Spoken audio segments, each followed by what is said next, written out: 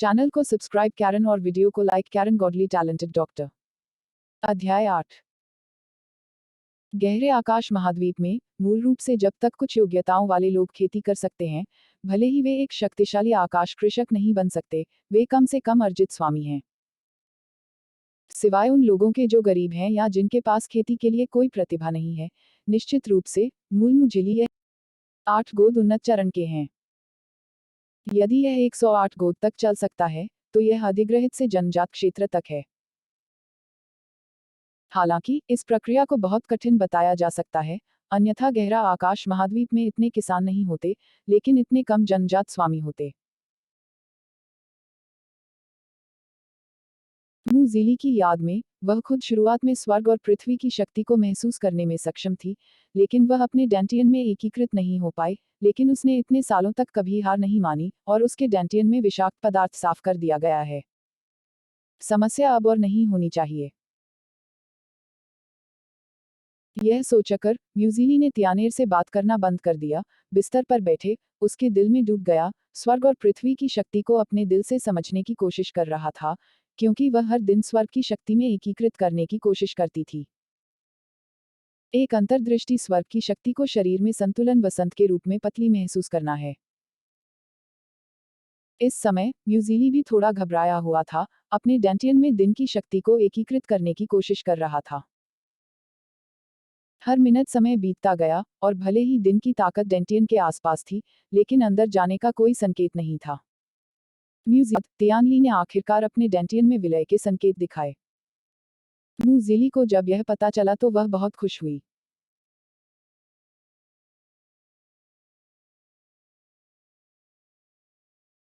जब तक फ्यूजन शुरू होता है, अगली बात केवल समय की बात है।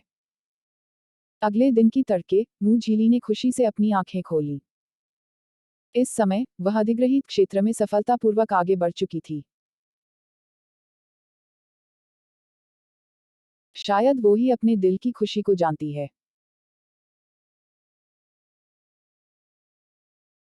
पिछले कुछ दिनों में वह खुद मूल न्यूज़ीलैंड के साथ विलीन हो गई है। वह स्पष्ट रूप से महसूस कर सकती है कि वह पूरे एक दशक पहले प्रयास करने के बाद भी सफल नहीं हो पाई है। निराशा और इस समय सफलता उसके लिए बहुत मायने रखती है। उसके कानों में अब भी कटाक्ष की आवाज गूंज रही थी और उसके सामने हंसी के चेहरे अभी भी दिखाई दे रहे थे। म्यू हनमो को छोड़कर पूरे म्यू परिवार में सभी ने कहा कि वह परिवार के लिए बेकार और शर्म की बात है।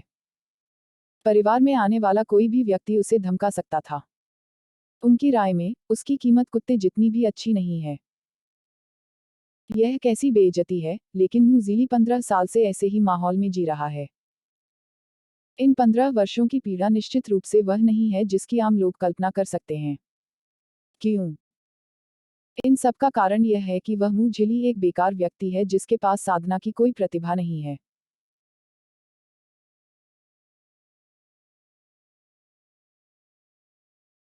आज उन्होंने इस बेकार इंसान का नाम पूरी तरह से हटा दिया है। वह उन सभी को पछताएगी जो उसका मजाक उड़ाते हैं, और जो उसे धमकाते हैं उन्हें कीमत चुकानी पड़ेगी। परिवार के मिलने में अभी 10 महीने बाकी हैं। इन 10 महीनों में उसे परिवार में तथाकथित प्रतिभाओं को पकड़ना है जो उसे नीचा देखते हैं। चूंकि यह एक लंबी अवधि की लड़ाई थी, न्यूज़ीलैंड ने तुरंत अभ्यास करना शुरू नहीं किया, बल्कि बाहर जाने और वापस आने के लिए कुछ खाना खरीदने और फिर कमरे में पीछे हटने की योजना बनाई। हालांकि जैसे ही न्यूज़ीलैंड बाहर जाने वाली थी, उसने बाहर से एक आवाज सुनी। यह पता चला कि यह म्यू हनमो आया था, और पैसे का प्रबंधन करने वाला हाउसकीपर म्यू के उसके साथ आया था। मूल रूप से म्यूकाई का अपना उपनाम म्यू नहीं था, लेकिन उन्होंने म्यू परिवार में 30 साल तक एक हाउसकीपर के रूप में काम किया था, और फिर उन्हें म्यू परिवार के मुखिया द्वारा उपनाम म्यू दिया गया था। ज़ीली, आज चांद चांदी भेजने का दिन है, मैं नौकरानी को लाया हूँ। म्यू हनमो मुस्कुराया। जाहिर है वह यह भी जानता है कि म्यूजीली की चांदी अक्सर गृहस्वामी द्वारा छीन ली जाती है। अगर ऐसा नहीं है, तो ज़ीली मुझे बार बार भूख नहीं लगेगी। न्यूज़ीलैंड ने तुरंत म्यू हनमो के विचारों को समझ लिया, और उस समय थोड़ा हिल गया था। मूके के चेहरे पर मुस्कान थी, लेकिन मू हनमो के चेहरे पर यह मुस्कान स्पष्ट रूप से दिखाई दे रही थी। मिस सेन, इस महीने तुम्हारा चांद चांदी है। मूकाई ने मूजिली के हाथ में एक सोने का सिक्का थमा दिया। उसकी आंखों में अवमानना भी इतनी स्पष्ट थी, और जिस हाथ ने सोने के सिक्के को मजबूती से पकड़ रखा था, उससे पता चला कि वह कितना अनिच्छुक था। बहुत सारे सोने के सिक्के हैं। वह बहुत से काम करता है, और एक महीने की चांदी एक सोने के सिक्के से अधिक नहीं है। और अगर उसके पास उतना ही कचरा है जितना उसका अपना है, तो उसका दिल स्वाभाविक रूप से असंतुष्ट होगा। बस इतना ही कि म्यू हनमो ने आज उसे देखा, और वो कुछ भी नहीं कर सका। आखिरकार, म्यू परिवार में 7वें यंग मास्टर का दर्जा बहुत ऊंचा था, और इसकी तुलना म्यू जिली जैसे कचरे से नहीं की जा सकती थी। यह देखकर कि मू के ने जाने नहीं दिया, मू जिली उस समय मुस्कुराए और मू के हाथ से सोने का सिक्का निकाल लिया। उसी समय, वह मुस्कुराए, मुसीबत बटलर ने व्यक्तिगत रूप से भेजी। म्यूके ने अपने होठों को घुमाया और एक मुस्कान के लिए मजबूर किया। नहीं, यह होना चाहिए। उसने तुरंत मुंह हनमो की ओर देखा और झुककर कहा, 7वें स्वामी, मैं पहले दास को छोड़ दूंगा। म्यूके के चले जाने के बाद, म्यू हनमो मुस्कुराया और मुंह जीली की तरफ चला गया। हे, तुम इस महीने भूखे नहीं रहोगे अगर तुम्हें चांदी चांदी मिले, अगर वह भविष्य में तुम्हारे चांद को चांदी देने की हिम्मत करे, तो बस मुझे बताओ। अच्छा, आज आपकी सुबह की एक्सरसाइज कैसी रही? सभी जूनियर जो अधिग्रहित क्षेत्र में आगे बढ़े हैं, उन्हें सुबह अभ्यास के लिए मार्शल आर्ट क्षेत्र में जाना चाहिए। परिवार विशेष रूप से किसी को मार्शल आर्ट का अभ्यास करने के लिए उनकी देखरेख के लिए भेजेगा। खेती मदद नहीं कर सकती, लेकिन इसमें व्यायाम और मार्शल आर्ट शामिल हैं। जब दो लोगों में समान ताकत होती है, तो मार्शल आर्ट की गुणवत्ता दोनों की सफलता या विफलता को निर्धारित कर सकती है। इसलिए म्यू परिवार के वंशज अपनी ताकत का अभ्यास करते हुए मार्शल आर्ट का अभ्यास करेंगे। मार्शल कौशल को 4 रैंकों में विभाजित किया गया है: स्वर्ग, पृथ्वी, रहस्यमय और पीला, और प्रत्येक रैंक में 3 चरण शामिल हैं: प्राथमिक, मध्यवर्ती और उन्नत। वही अभ्यास के लिए जाता है। म्यू परिवार में एक मार्शल आर्ट हॉल है, और मार्शल आर्ट हॉल में विभिन्न प्रकार के मार्शल आर्ट हैं, लेकिन यह म्यू परिवार की नींव है। सबसे उन्नत मार्शल आर्ट सिर्फ जुवानपिन का प्राथमिक स्तर है। यह देखा जा सकता है कि उच्च स्तरीय मार्शल आर्ट कितने दुर्लभ हैं।